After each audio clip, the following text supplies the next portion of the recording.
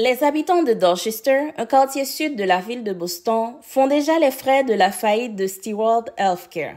Cet hôpital qui dessert les habitants de Dorchester, Milton et d'autres zones avoisinantes devrait officiellement fermer ses portes ce samedi.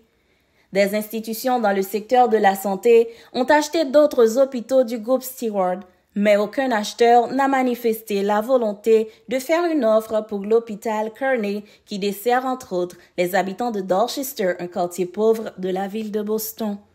Cette fermeture aura de sérieuses conséquences sur la communauté haïtienne de Boston, une grande partie des immigrants haïtiens vit à Dorchester. En plus des patients, d'autres groupes de la communauté sont également impactés par la fermeture de l'hôpital Kearney. Plusieurs centaines d'employés de cette institution hospitalière sont désormais au chômage. Douleur, frustration, incertitude, entre autres, voilà l'ambiance qui régnait vendredi à la veille de la fermeture officielle de l'hôpital Kearney à Dorchester, où plus de 750 employés ont fait leurs adieux avant de faire leurs valises.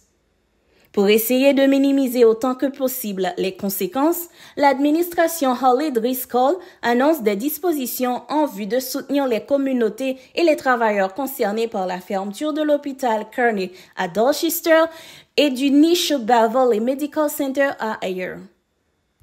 Un plan de soutien a été présenté vendredi par le bureau de la gouverneure Maura Healey.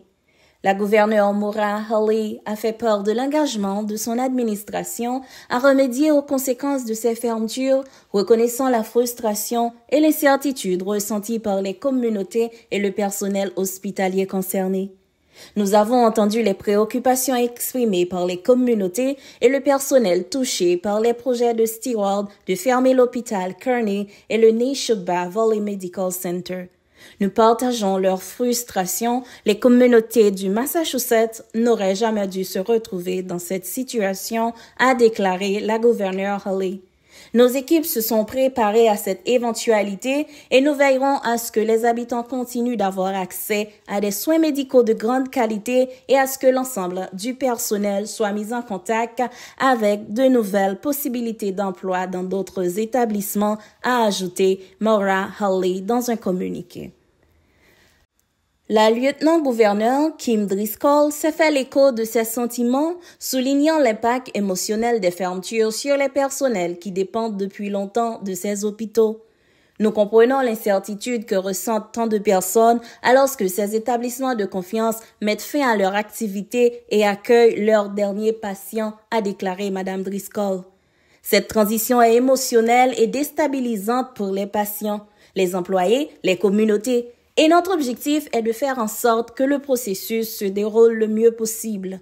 Nous restons déterminés à préserver l'accès aux services médicaux essentiels et à garantir des emplois aux personnes touchées par ces fermetures, a indiqué Kim Driscoll. L'administration Holly Driscoll affirme travailler activement à garantir l'accès aux soins de santé dans les régions touchées par les fermetures. L'une des principales initiatives concerne le fonds d'investissement mis à disposition par le ministère de la Santé publique. L'État a ouvert les candidatures pour que les villes situées dans les zones touchées puissent demander des fonds pour acquérir et moderniser des ambulances, des véhicules médicaux d'urgence, des appareils de maintien en vie et d'autres équipements essentiels. Les villes éligibles sont Ayer, Devens, Groton, Harvard, Littleton, Pepperell, Shirley et Towson.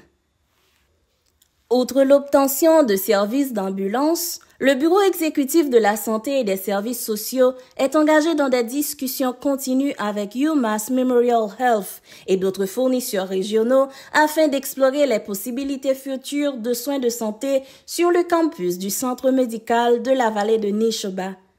Parmi les options envisagées figure la conversion de la salle d'urgence de l'hôpital en un centre de soins d'urgence.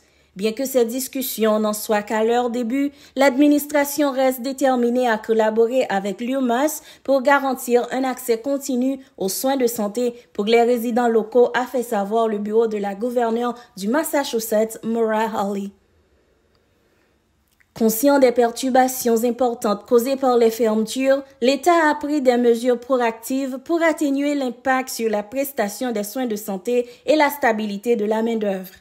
Depuis le début du mois de mai, le ministre de la Santé publique a activé son système de commandement des incidents afin de coordonner une réponse globale, y compris la planification de scénarios pour d'éventuelles fermetures d'hôpitaux.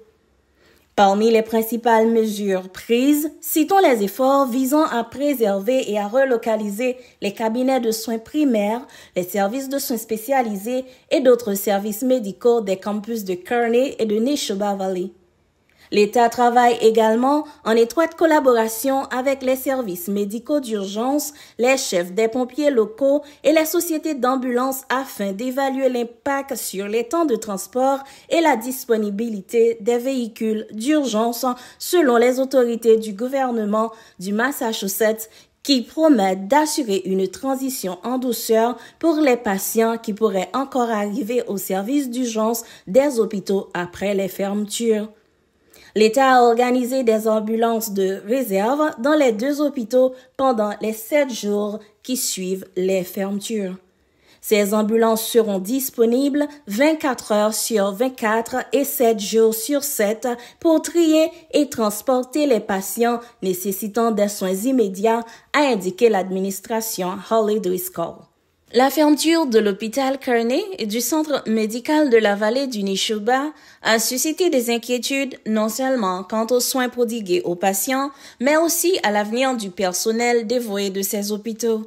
Pour répondre à ces inquiétudes, l'équipe de réponse Rapid Mass Hire de l'État s'est activement engagée auprès du personnel des 2 établissements pendant des semaines en fournissant des services d'aide à l'emploi cruciaux.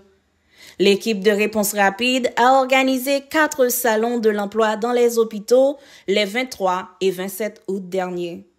Ces salons ont rassemblé 55 employeurs du secteur de la santé de tout l'État proposant des offres d'emploi allant de postes administratifs à des postes d'infirmières. Ces salons ont permis de mettre en contact les travailleurs touchés avec des employeurs potentiels et de leur fournir des ressources telles que des ateliers de rédaction de curriculum vitae et de préparation aux entretiens d'embauche. Lauren Jones, secrétaire d'État au travail et au développement de la main-d'œuvre, a souligné l'engagement de l'administration à soutenir les travailleurs déplacés. Nous savons que la perte d'un emploi est une période extrêmement stressante pour les travailleurs et leurs familles, et c'est pourquoi l'administration a travaillé d'urgence pour fournir aux travailleurs concernés de l'hôpital Kearney et du centre médical de la vallée du Neshoba les ressources nécessaires pour les mettre en contact avec de nouveaux emplois dès que possible, a déclaré la secrétaire Jones. Notre équipe continue de travailler aux côtés des travailleurs concernés dans les 2 communautés pour fournir des services d'aide à l'emploi, en particulier pour les postes très demandés dont nous savons qu'ils sont essentiels pour le système des soins de santé du Massachusetts.